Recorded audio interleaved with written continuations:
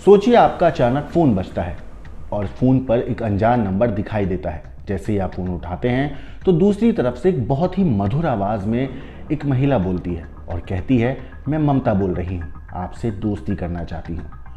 दोस्ती से शुरू हुई ये कहानी कैसे ब्लैकमेलिंग, धोखाधड़ी और फिर मौत तक जा पहुंची, आज इसी बारे में बात करेंगे।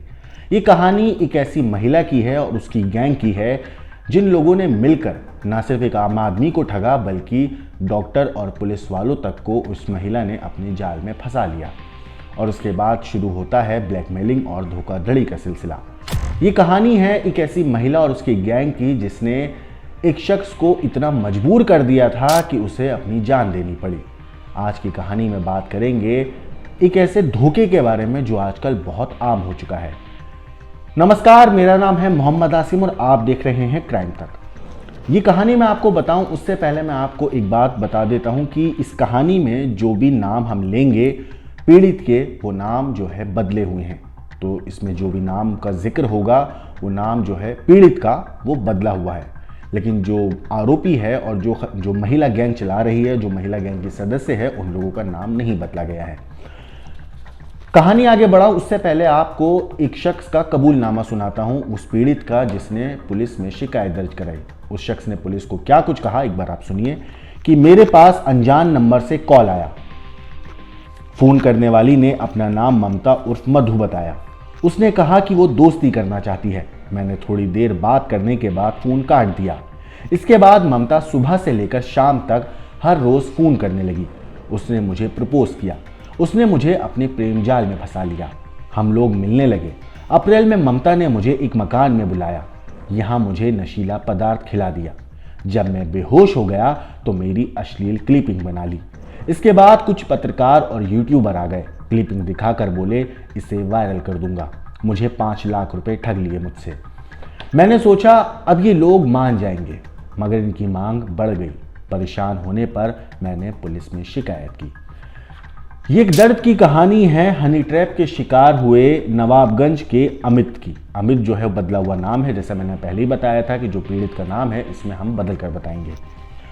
जिसकी शिकायत पर बरेली पुलिस ने गुरुवार को हनी ट्रैप गैंग की एक सरगना जिसका नाम है ममता दिवाकर, जिसकी तस्वीर आपकी स्क्रीन पर दिख रही है, जो चेहरे को ढकी हुई है, ये वही महिला है जिसने अमित को अपने जाल में फंसाया और उसके बाद नशीला पदार्थ पिलाकर उसे बेहोश किया और उसकी एक अश्लील वीडियो बनाकर उसे फिर ब्लैकमेल करने लगी। फिलहाल ये महिला गिरफ्तार हुई है जबकि उसके साथी जो हैं फरार हैं। इस गैंग में करीब 10 महिलाएं और पुरुष शामिल हैं। ये गैंग सोशल मीडिया पर पहले दोस्ती करती है। जो लोग अमीर होते हैं, रईसज़ादे होते हैं, जिनके पास अच्छा खासा पैसा होता है, उन लोगों से पहले सोशल मीडिया के जरिए दोस्ती करते हैं, उन्हें अपने जाल में फंसाते हैं। इसके बाद शुरू होता है एक अपने जाल में फंसाने के बाद हनी ट्रैप का सिलसिला, जिसमें अश्लील वीडियो भी बनाई जाती है, नशीला पदार्थ देकर बेहोश भी किया जाता है। बाकायदा पूरी प्लानिंग के तहत एक एक कदम को रखा जाता है।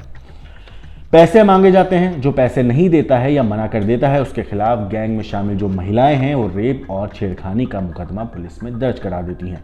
गैंग में ममता के अलावा रीना उर्फ शीतल, माधुरी, सत्यवीर और 3-4 बाकी और लोग भी शामिल हैं।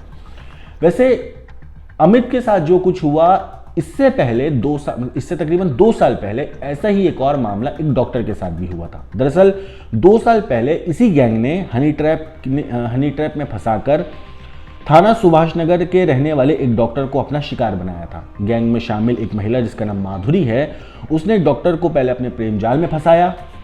इसके बाद उसे मिलने के बहाने अपने घर पर बुलाया गया। वहाँ पे उसे नशीला पदार्थ पिलाया गया जिससे डॉक्टर जो था वो बेहोश हो गया। इसके बाद माधुरी ने अपने साथियों के साथ मिलकर उसके जो डॉक्टर था उसके साथ एक अश्लील वीडियो बनाई और कुछ फोटोज़ क्लिक किए। उस अश्लील वीडियो की जो क्लिपिंग थी ये अपने जो साथी थे, जो तथाकथित पत्रकार थे और यूट्यूबर थे, इन लोगों को बाकायदा दी गई प्लानिंग के तहत। और फिर उसके बाद वीडियो क्लिपिंग के ज़रिए उन पत्रकारों ने और जो यूट्यूबर थे, इन लोगों ने मिलकर डॉक्टर को ब्लैकमेलिंग का एक सिलसिला शुरू किया। रिपोर्ट्स के मुताबिक डॉक्टर को ब्लैकमेल करके 25 लाख रुपए तक इस गैंग ने वसूल कर लिए थे। इसके बाद भी गैंग के लोगों ने डॉक्टर का पीछा नहीं छोड़ा, उनसे और पैसों की डिमांड करी। थक हार कर जब डॉक्टर ने मना कर दिया कि मेरे पास और पैसे नहीं हैं, मैं तुम्हें और पैसे नहीं दे सकता हूँ, तब पैसे देने से जब मना किया तो इन लोगों ने क्लिप को वायरल करने के लिए कहा और उसे धमकी दी और ये भी कहा कि रेप और छेड़खानी का मुकदमा तुम पे दर्ज करा दिया जाएगा। इसके बाद इन लोगों की ब्लैकमेलिंग से और ठगी से डॉक्टर इतना ज़्यादा आजिज़ आ गया था, इतना ज़्यादा परेशान हो चुका था कि उसने अपनी ज़िंदगी को ही ख़त्म कर लिया। इस मामले में जो डॉक्टर थे उसके रिश्तेदारों ने पुलिस में जो है 2022 में मामला दर्ज कराया था और पुलिस ने आईपीसी की धारा 420, 342, 504, 506, 386, 388, 302, 120B और 34 आईपीसी के तहत मुकदमा दर्ज किया था पुलिस ने। इस मामले में माधुरी को तो पुलिस ने गिरफ्तार करके जेल भेज दिया था। हालांकि गैंग की जो सरगना थी ममता समेत बाकी सदस्य उस वक्त फरार हो गए थे, लेकिन अब ममता जो है वो भी पुलिस की गिरफ्त में है। इसके अलावा इन लोगों ने एक पुलिस इंस्पेक्टर को भी अपने शिकार बनाया था। दरअसल इस पूरे मामले पर अभी जो ममता का मामला आया है, इस मामले पर पुलिस का कहना है कि ममता की गैंग का एक सदस्य है सत्यवीर अमित। सत्यवीर जो था वो अमित के गांव का है, रहने मतलब थोड़ा रिश्तेदारी है। वो असल में अमित का जो गांव है उसका वहीं पर उसका ससुराल है। तो सत्यवीर ने क्या किया, पहले अमित से दोस्ती बढ़ाई। जब अमित से दोस्ती हो गई तो उसे पता चल गया कि ये काफ़ी पैसे वाला है, इसके पास अच्छे खासे पैसे हैं। तो सत्यवीर ने अपनी गैंग में इस बारे में इत्तला दी। उसने बताया कि मेरे ससुराल के गांव में एक शख्स रहता है जिसका नाम अमित है, बहुत अच्छी पार्टी है, पैसा बहुत है, बहुत मोटी असामी है, इसको ठगेंगे तो अच्छा खासा पैसा आ सकता है। तो प्लान के तहत सत्यवीर ने अमित का मोबाइल नंबर अपनी गैंग की जो मेंबर थी ममता उस तक पहुंचाया ताकि ममता उसको कॉल करे और दोस्ती हो जाए। इसके बाद प्लानिंग के तहत ममता ने अमित को कॉल किया। कॉल करने के बाद दोनों की बातचीत का एक सिलसिला शुरू हुआ और फिर आखिरकार इन लोगों ने उसको अपने जाल में फंसाकर इस किस्म के अपराध में उसको मुब्तला कर लिया अच्छे से कि वो निकल नहीं पा रहा था। आरोपी महिला इस किस्म के अपराधों की पूरी एक टोली बना के चलती थी जो अपने साथियों के साथ मिलकर पैसे वालों को हनी ट्रैप में फंसाकर उन्हें ब्लैकमेल करती है।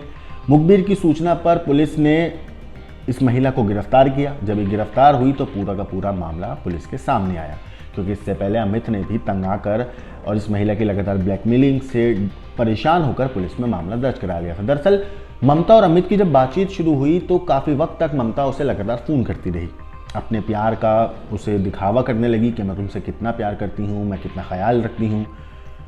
थोड़े दिनों के बाद अमित भी ममता के जाल में फंसता चला गया और फिर आखिरकार एक दिन बात होते होते ममता ने मिलने के लिए बुलाया। जब अमित उसके घर पे पहुंचा तो सेम उसी पैटर्न में जैसे बाकी लोगों के साथ ये लोग करते थे, अमित को भी एक नशीला पदार्थ दिया पीने की चीज़ में मिलाकर और उसके बाद अमित जब बेहोश हो गया तो इन लोगों ने उसकी एक अश्लील वीडियो ममता के साथ रिकॉर्ड कर ली। उस वीडियो को रिकॉर्ड करने के बाद इन लोगों ने सेम उसी पैटर्न में पत्रकार बनकर और यूट्यूबर बनकर अमित के पास 2 लोगों को भेजा।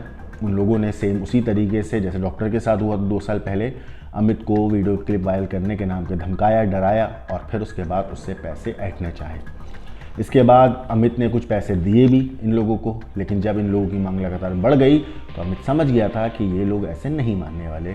तब कहीं जाकर अमित ने पुलिस में शिकायत दर्ज कराई। पुलिस में शिकायत दर्ज हुई तो पुलिस ने मामला तफ्तीश किया और आखिरकार पुलिस ने मुखबिर की सूचना पर दोहरा पुल के पास से इस महिला को गिरफ्तार किया। वैसे ममता दिवाकर उर्फ मधु ने 6 महीने पहले बारादरी थाने में तैनात एक दरोगा को भी अपना शिकार बनाया था। उसे फ़ोन करके अपने जाल में फंसाया, फिर अश्लील क्लिपिंग सेम वही पैटर्न जो डॉक्टर अमित के साथ थी वही पैटर्न अपनाकर एक क्लिपिंग बनाई और उससे पैसे वसूले। इतना ही नहीं, करीब 5 लाख रुपए वसूलने के बाद भी गैंग की ब्लैकमेलिंग बंद नहीं हुई।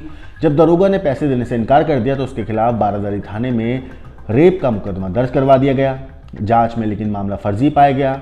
जब उसके बाद जो दरोगा थे उन्होंने राहत की सांस ली। इसी तरह सुभाष नगर के कारगुना निवासी रिटायर्ड दरोगा को फंसाकर हनी ट्रैप गैंग ने पैसे वसूले थे। मुरादाबाद के ट्रेनी दरोगा को फंसाकर 5 लाख रुपए वसूले थे।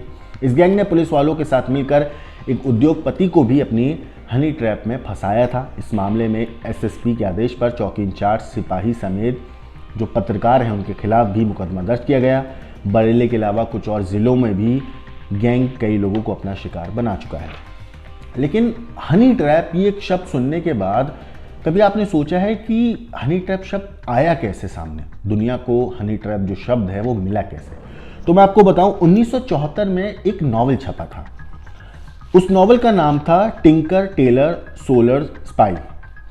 ये जो नॉवल था, ये नॉवल लिखा था एक ब्रिटिश उपन्यासकार हैं जॉन ले कैरे। इन्होंने ये उपन्यास लिखा था 1974 में। इसके बाद से दुनिया की खुफिया एजेंसियों और मीडिया कर्मियों की ज़ुबान पर चढ़ गया ये जो नाम था हनी ट्रैप। और उस अपने नॉवल में टिंकर टेलर सोल्जर स्पाई के अंदर इस हनी ट्रैप शब्द का इस्तेमाल पहली बार किया गया था। उसी के बाद से हनी ट्रैप नाम का जो शब्द था वो दुनिया को मिला और पूरी दुनिया में ये काफ़ी मशहूर भी हो गया। ज़रा सोचिए कि ये लोग कितने शातिर होते हैं कि अपराध की दुनिया में लोगों से दोस्ती करने के बहाने इतनी बड़ी वारदातों को अंजाम दे देते हैं। दोस्ती के नाम पे जिस तरीके से ठगी करते हैं और उसके बाद लोगों को उस हद तक मजबूर कर देते हैं कि कुछ लोग अपनी ज़िंदगी को ही ख़त्म कर दिया करते हैं, जैसा कि डॉक्टर ने किया था। डॉक्टर से तो इन्होंने 25 लाख रुपए उठाए थे। ना जाने ऐसे कितने लोग होंगे जिनसे इन्होंने पैसे इस तरीके से ऐंठे होंगे, उन्हें परेशान किया होगा और कुछ लोगों ने शायद अपनी ज़िंदगी भी ख़त्म कर ली होगी। लोगों से दुनिया के सामने उनकी क्लिप वायरल ना हो जाए इस डर से। बदनामी का डर, सोसाइटी का डर, ये डर इतना ज़्यादा बढ़ जाता है कि लोग अपनी ज़िंदगी ख़त्म करना आसान समझते हैं और इन लोगों को कोई परवाह नहीं होती। इनका जो शिकार था, जब वो अपनी जान दे देता है तो ये फिर दूसरा शिकार ढूंढने में लग जाते हैं, जैसा कि ये गैंग आमतौर पर कर रहा था। बरेली के आसपास इस तरीके कई मामले सामने आ चुके हैं जिसमें इस गैंग का कहीं ना कहीं कनेक्शन दिखाया गया है। फिलहाल ममता जो है पुलिस की गिरफ्त में है। पुलिस पता लगाने की कोशिश कर रही है कि बाकी लोग कहाँ हैं, ताकि इस मामले में सख्त से सख्त कार्रवाई हो सके, सारे आरोपियों को पकड़ा जा सके। सत्यवीर हो चाहे ममता हो, मधु पुलिस की गिरफ्त में है ही पहले ही। लेकिन इस तरह के केसेस के ऊपर आपकी जो भी राय है हमें कमेंट करके ज़रूर बताइएगा। बाकी देश और दुनिया की क्राइम की खबरों के लिए देखते रहिए क्राइम तक।